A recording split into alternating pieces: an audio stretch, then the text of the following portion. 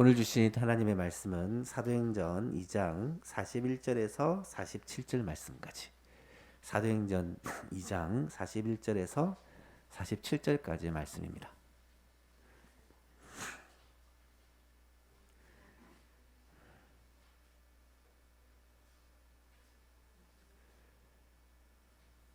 한 절씩 교독하겠습니다. 그 말을 받은 사람들은 세례를 받음에 이 날에 신도의 수가 3천이나 더하더라.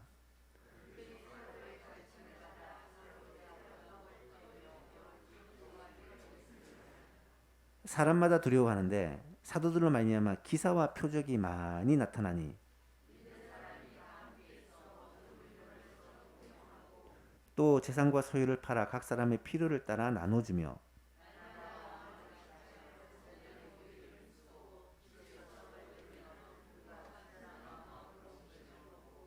함께 있습니다. 하나님을 찬미하며 또 온 백성에게 칭송을 받으니 주께서 구원받는 사람을 날마다 더하게 하시니라. 아멘. 2023년에 좋은 교회를 세워나가자라는 그런 목표를 세우고 은혜와 평강이 충만한 교회라는 그런 표어로 한 해를 시작했습니다. 특별히 올해는 여러 교회들을 탐방을 하려고 하는데 제일 먼저 탐방하는 교회가 초대 예루살렘 교회입니다. 초대 예루살렘 교회가 어떠했는지, 오순절 성령 강림으로 말미암아 베드로가 설교를 하고, 오늘 본문 41절에 보니까 이날에 믿고 세례를 받은 사람이 3천 명이나 되었다. 그 3천 명의 사람들이 초대 예루살렘 교회의 시작이 되어서 많은 교회들이 생겨났다라는 것을 알 수가 있습니다. 우리가 읽은 본문은 그 초대 예루살렘 교회 성도들이 어떻게 신앙생활을 했는지를 보여주고 있는데요. 지난 시간에는 모이기에 힘쓰는 교회라는 제목으로 그들이 모이기에 힘을 썼다라는 것에 대해서 말씀을 함께 나누었습니다. 42절에 보니까 그들이 사도의 가르침을 받아 서로 교제하고 떡을 떼며 오로지 기도하기를 힘썼다. 세 가지를 이야기하는데, 사도의 가르침을 받았다라는 것은 하나님의 말씀을 열심히 배웠다는 말이고, 교제하며 떡을 뗐다라는 말은 성도의 교제가 활발했다는 말이고, 오로지 기도하기를 힘썼다는 말은 모이면 기도하는 일에 최선을 다했다는 말입니다. 하지만 이 모든 것이 하기 위해 전제가 되는 것이 모이는 것입니다. 모여서 가르침도 받고 모여서 교제도 나누고 모여서 기도를 했다라는 거죠.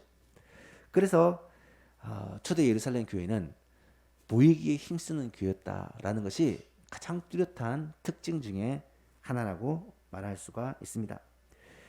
46절 47절을 보니까 교회가 얼마나 모이기에 힘썼는지, 날마다 마음을 같이하여 성전에 모이기를 힘쓰고 집에서 떡을 떼며 기쁨과 순전한 마음으로 음식을 먹고 하나님을 찬미하며 온 백성에게 칭송을 받았다. 날마다 모였다는 거예요. 성전에서도 모이고 집에서도 모이고 모여서 교제하고 모여서 하나님을 찬양하고, 그래서 하나님께서는 믿는 자들을 날마다 더하게 해주시는 이 부흥의 역사가 일어났다라는 것입니다. 우리 예수만교회도 모이기에 힘쓰는 교회가 될 수 있기를 간절히 바랍니다. 우리 예수만교회의 비전 기도 제목 중에 항상 제일 첫 번째가 모이기에 힘쓰는 교회 되게 하소서라는 제목입니다. 모여야 하나님의 역사를 체험하고 모여야 하나님께서 우리 가운데 일하실 수 있습니다. 모이기를 싫어하고 모이기를 더디하는 그런 모습은 말세에 나타나는 현상이다라고 성경은 말씀하죠. 2023년 우리 예수만교회 성도들은 더욱 모이기에 힘쓰는 교회가 되기를 원하고, 예배에 모이고 기도회에 모이고 또 구역 모임에 모이고 이런저런 모임에 적극적으로 참여하는 예수만교회가 될 수 있기를 간절히 바랍니다. 오늘은 기사와 표적이 많이 나타나는 교회라는 제목으로 말씀을 나누고자 합니다. 43절에 보니까 사람마다 두려워하는데 사도들로 말미암아 기사와 표적이 많이 나타났다. 기사와 표적이라는 것은 쉽게 말해서 사람이 할 수 있는 일이 아니라 하나님만이 하실 수 있는 그런 기적을 이야기합니다. 초대 예루살렘 교회에 하나님께서만 하실 수 있는 놀라운 기사와 표적들, 기적들이 일어났다라는 거예요. 구체적으로 어떤 일이 일어나고 있었습니까? 몇 가지만 살펴보면 나면서부터 못 걷게 된 자가 걷게 되는 일이 일어납니다. 3장에 읽어보면 제9시 기도 시간에 베드로와 요한이 성전에 올라갑니다. 유대인들은 3시, 6시, 9시, 오전 9시, 낮 12시, 오후 3시가 기도하는 시간이에요. 그 기도 시간에 성전에서 기도하든지 자기가 있는 자리에서 기도하든지 항상 기도를 하게 되어 있습니다. 베드로와 요한이 이 제9시 기도 시간에 기도하러 성전에 올라가는데 나면서 못 걷게 되니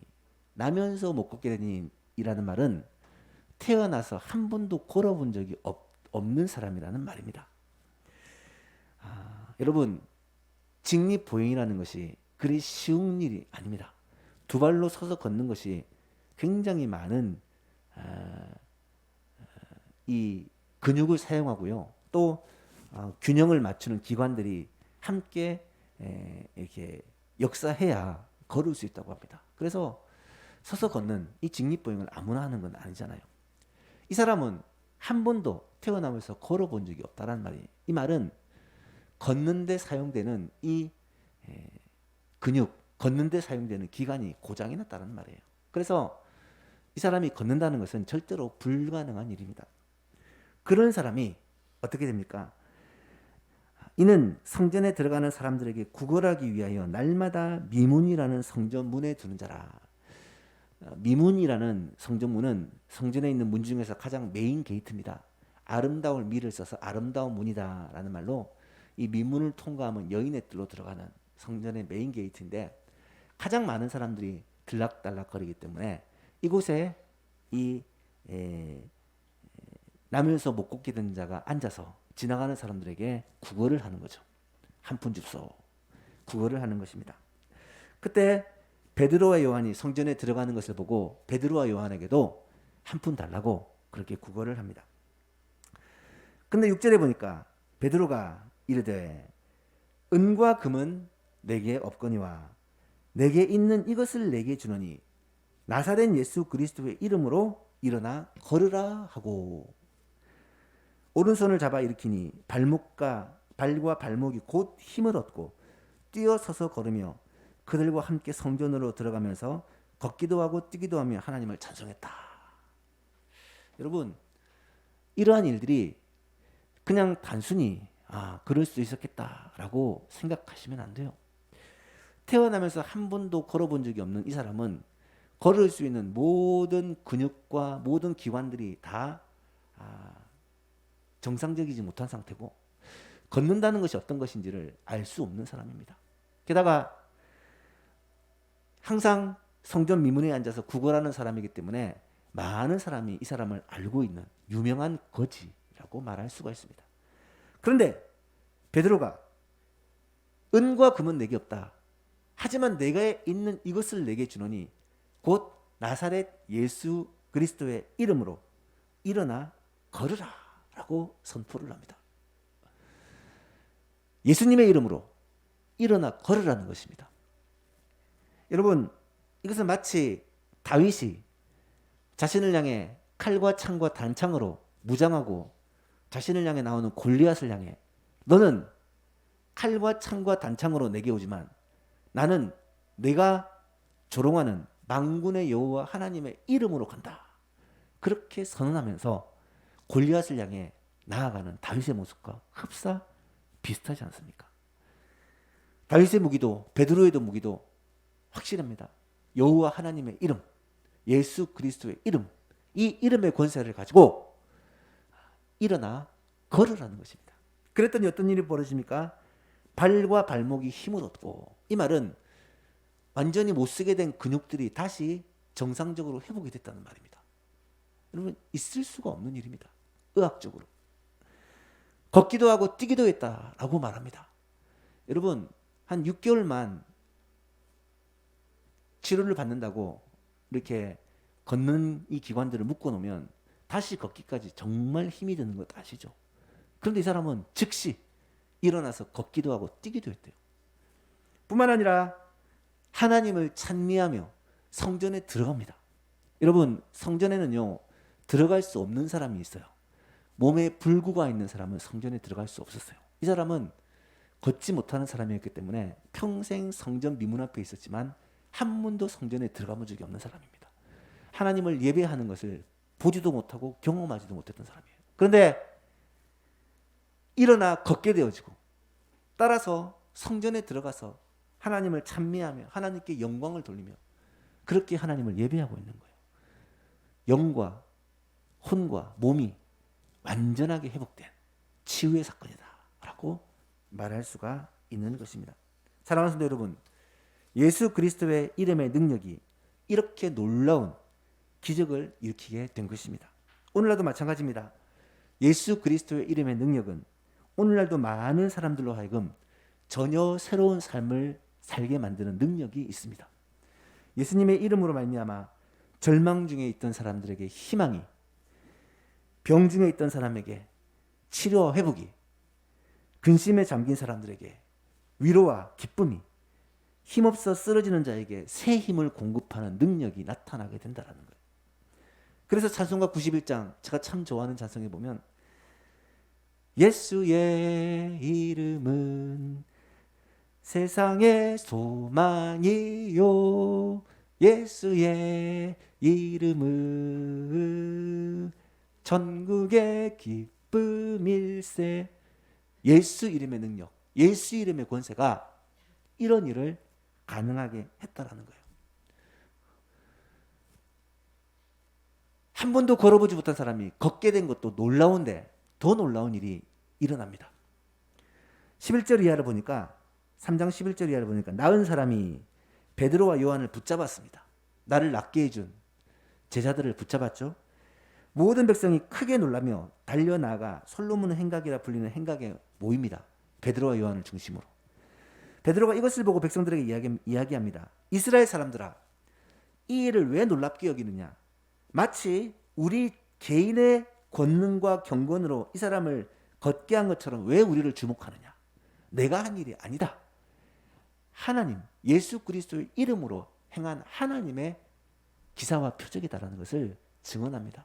그리고 이어서 복음을 전합니다. 그랬더니 어떤 일이 벌어지는 줄 아십니까? 긴 베드로의 이 솔로몬의 행각 설교가 이어지고 난 후에 4장 4절에 이렇게 기록을 합니다. 말씀을 들은 사람 중에 믿는 자가 많으니 남자의 수가 약 5천이나 되었더라.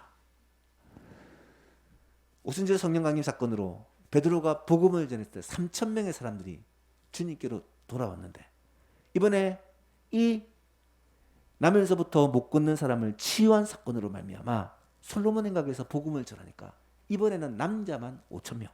원래 카운트는 남자 성인만 합니다. 남자만 5천 명. 여자와 어린아이까지 하면 수만 명의 사람들이 주님께로 돌아왔다는 말이에요. 놀라운 일 아닙니까?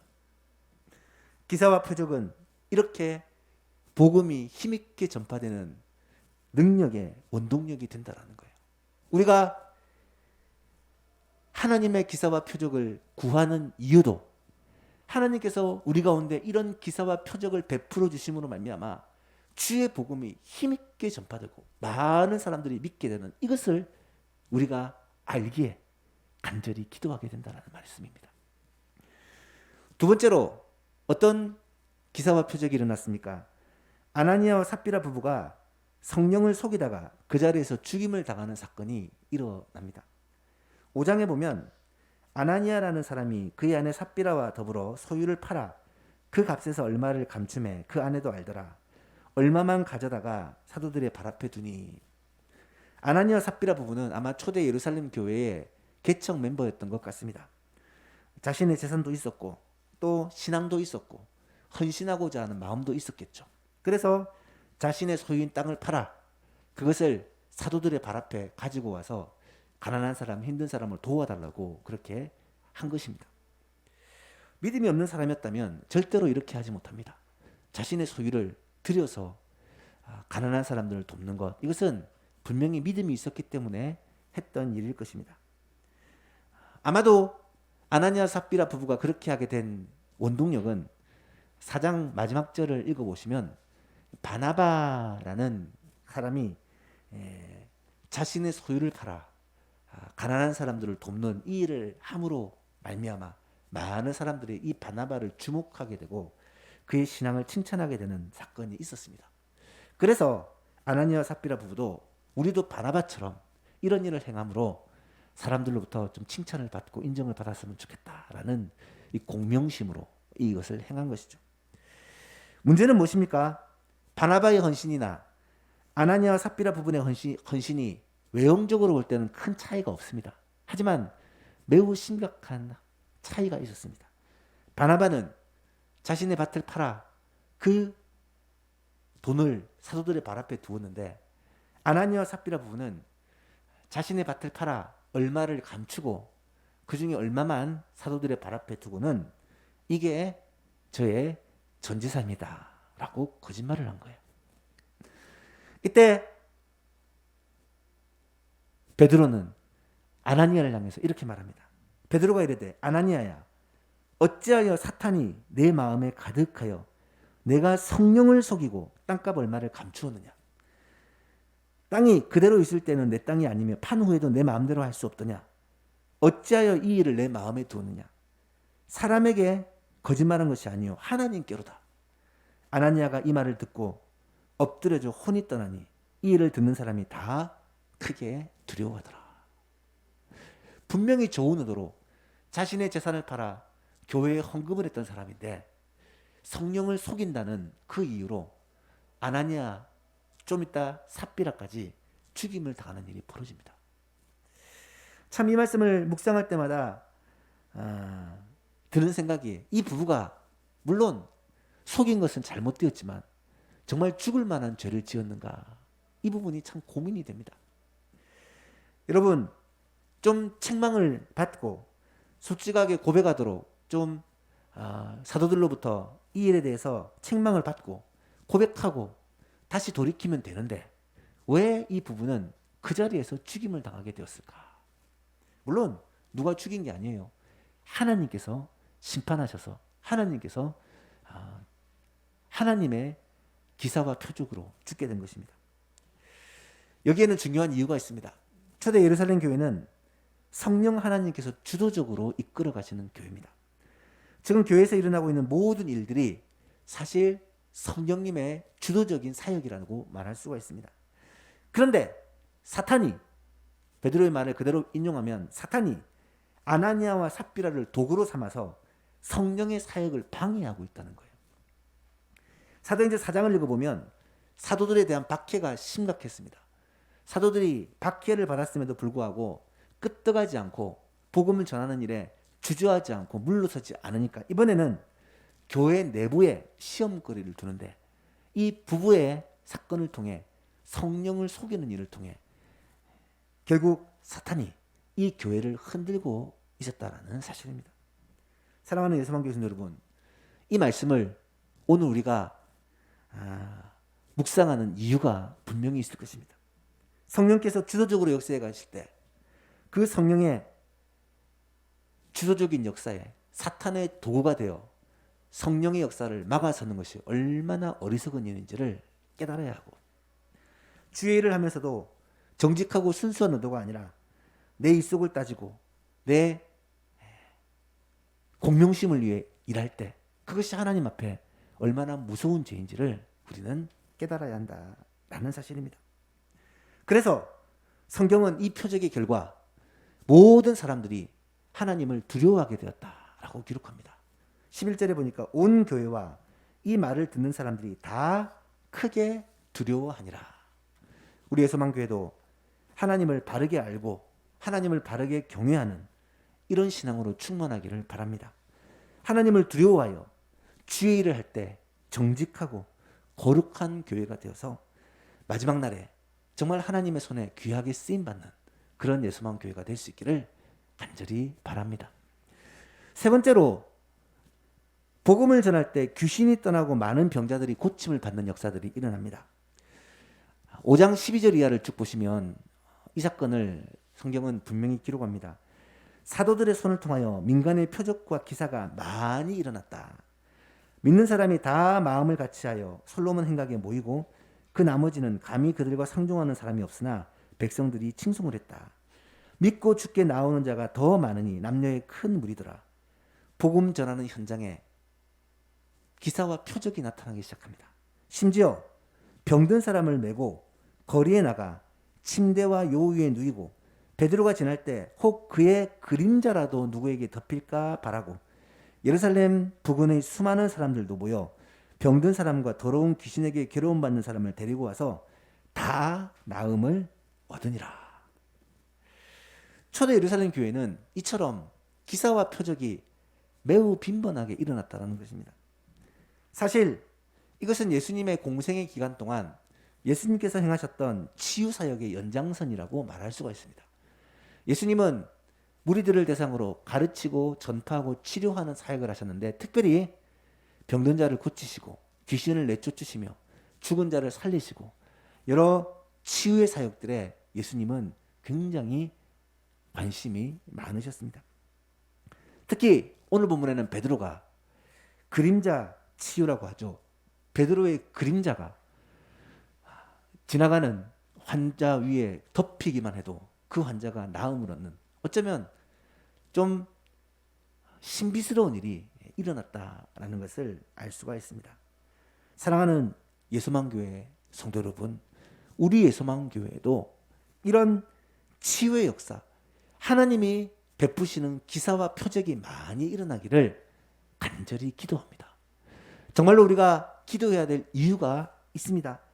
육신에 연약한 자들이 강건함을 얻고 여러 가지 질병으로 고통당하는 자들이 병에서 자유함을 얻고 마음의 질병과 정신적인 고통을 당하는 자들이 이 정신적 고통으로부터 자유하게 되어지고 머리끝부터 발끝까지 우리의 몸과 혼과 영이 맑고 밝고 건강해져서 정말로 하나님께서 원하시는, 하나님께서 행하시는 기사와 표적의 그 통로가 되기를 우리는 간절히 기도해야 한다는 거예요.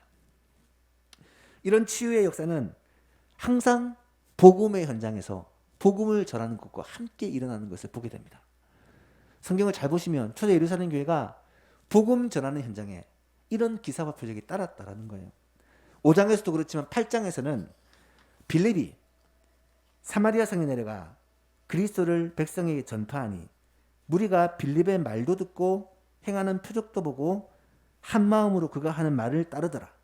많은 사람에게 붙었던 더러운 귀신들이 크게 소리를 지르고 나가고 또 많은 중풍병자와 목 걷는 사람들이 나으니 그 성에 큰 기쁨이 있었다. 사랑하는 예수만교회 성도 여러분, 사마리아 성에 큰 기쁨이 있었다는 거예요. 왜요? 하나님께서 행하시는 이 기사와 표적이 일어나고 주의 복음이 전파됨으로 말미암아 큰 기쁨이 있었다는 거예요. 복음이 전파되는 곳에 지금도 이러한 큰 기쁨의 역사가 일어나게 될 줄로 믿습니다.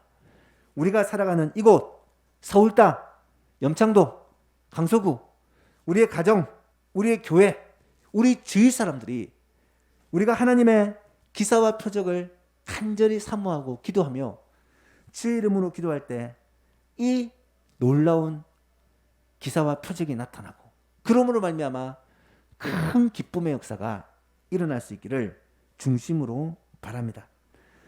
실제로 이런 일들이 우리 가운데도 일어나고 있습니다. 여러분 잘 생각해 보세요. 마음이 완악했던 사람들이 그 마음이 부드러워져서 주님께로 돌아오는 일들이 계속해서 일어나고 있습니다. 결코 불가능할 것 같은 일들이 실제로 하나님의 은혜로 되어진 경험들을 우리는 이미 여러 차례 경험하였습니다. 믿는 자들 가운데 성도들의 기도와 간구가 하나님께 상달되고 응답되어 하나님의 기사와 표적으로 나타나는 일들이 지금도 현실에서도 일어나고 있다는 것입니다. 사랑하는 예수만교회 성도 여러분, 우리 예수만교회도 그렇게 하나님 앞에 기도함으로 말미암아 하나님이 행하시는 기사와 표적을 경험하고 이것을 체험하고 병든 자들이 낫고 모든 잘못된 것들이 정상적으로 회복되며 하나님의 은혜를 덧입는 놀라운 역사가 있기를 간절히 바랍니다. 야고보서 5장에서는 야고보 사도가 우리에게 이렇게 말합니다. 너희 중에 고난당하는 자가 있느냐? 그는 기도할 것이요. 즐거워하는 자가 있느냐? 그는 찬송할지니라. 너희 중에 병든 자가 있느냐? 그는 교회의 장로들을 청할 것이요. 그들은 주의 이름으로 기름을 바르며 그를 위하여 기도할지니라. 믿음의 기도는 병든 자를 구원하리니 주께서 그를 일으키시리라. 혹시 죄를 범하였을지라도 사하심을 받으리라. 그러므로 너희 죄를 서로 고백하며 병이 낫기를 위하여 서로 기도하라. 의인의 간구는 역사하는 힘이 큼이니라. 아멘. 성도들의 기도를 통하여 우리 성도들 가운데 질병과 여러 고난 가운데 있는 성도들이 하나님의 기사와 표적을 경험하고 회복의 은혜를 경험할 수 있기를 중심으로 바랍니다. 마지막으로 물건을 서로 통용하고 재산과 소유를 팔아 가난한 사람을 돕는 일들이 일어나게 됩니다. 44절 45절을 보니까 믿는 사람이 다 함께 있어 모든 물건을 서로 통용하고 또 재산과 소유를 팔아 각 사람의 필요를 따라 나눠주었다라고 기록을 합니다. 왜 이 말씀을 기사와 표적을 얘기하면서 다루고 있습니까? 사실 병든 자가 낫는 것도 기사와 표적이요, 귀신이 쫓겨가는 것도 기적이지만 어쩌면 가장 큰 기적은 물질에 대한 욕심을 극복하고 기쁨과 선행을 베푸는 것이, 기쁨으로 선행을 베푸는 것이 진짜 기적이라고 말할 수 있기 때문입니다. 인류 역사상 이렇게 물건을 서로 통용하고 자신의 소유를 팔아 서로 나눠주고 베푸는 삶이 광범위하게 일어난 적이 또 있었을까 싶을 정도로 놀라운 현상이 초대 예루살렘 교회에는 있었습니다.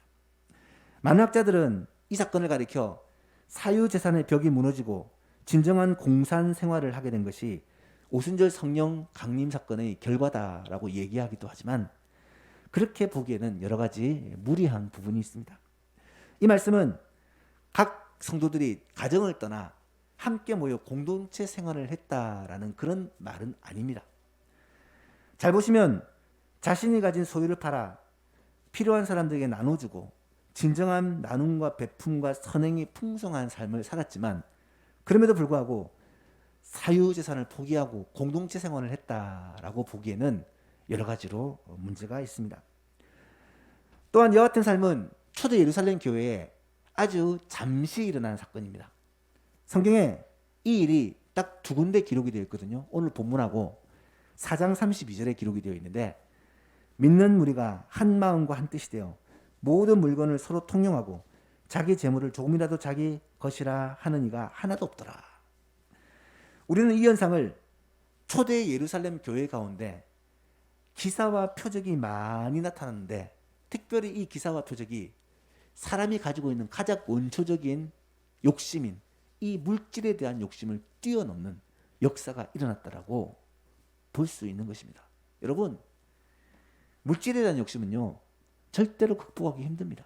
그런데 초대 예루살렘 교회 가운데 진정한 사랑과 섬김과 나눔과 베품이 일어나다 보니까 자신의 소유에 집착하는 이런 마음까지 극복할 수가 있었다는 거예요. 사랑하는 예수만 교신 여러분, 오늘 이 시대에도 마찬가지입니다. 이 시대를 한마디로 말하면 황금 만능 시대라고 할 수 있죠. 사실 물질이 우상인, 물질이 하나님인 시대가 바로 이 시대입니다. 모든 일이 돈이 항상 우선순위가 되어지고, 이 시대에 물질에 대한 욕심을 극복할 수만 있다면 이것이야말로 진정한 기적이라고 말할 수가 있겠죠. 하지만 초대 예루살렘 교회 가운데 이 물질에 대한 욕심을 극복하고 사랑으로 서로를 나누고 베풀고 섬기는 이런 모습이 광범위하게 일어났다라는 사실은 주께서 성령으로 얼마나 강력하게 이 공동체 가운데 역사하셨는지를 보여주는 가장 대표적인 증거라고 말할 수가 있습니다. 말씀을 맺고자 합니다. 오늘 우리는 초대 예루살렘 교회에 나타난 기사와 표적들에 대해서 몇 가지 예를 들며 살펴보았습니다. 사랑하는 성도 여러분, 저는 우리 예수만교회에서도 이런 초대 예루살렘 교회에 나타났던 기사와 표적의 역사가 우리 예수만교회 가운데서도 일어나기를 진심으로 기도합니다. 병든 자들이 고침을 받고 자녀의 문제, 관계의 문제, 말 못할 스트레스로 고통받는 자들이 자유함을 얻고 물질 문제로 고통받는 자들이 근본적인 해결함을 받고 진정으로 하나님을 찬양하고 주의 복음을 힘있게 전파하는 이런 놀라운 기적의 역사가 기사와 표적이 정말 우리의 소망 교회 가운데서도 불일 듯 일어나기를 간절히 바라고, 올해 2023년에 각 구역에서, 각 전도회에서, 또 교회에서 이러한 놀라운 치유와 회복의 역사가 나타남으로 말미암아 하나님께서 우리와 함께 하시고 하나님께서 우리에게 은혜 베풀어 주심을 우리가 똑똑히 보아 알 수 있는 그런 은혜가 있기를 우리 주 예수 그리스도 이름으로 축복합니다.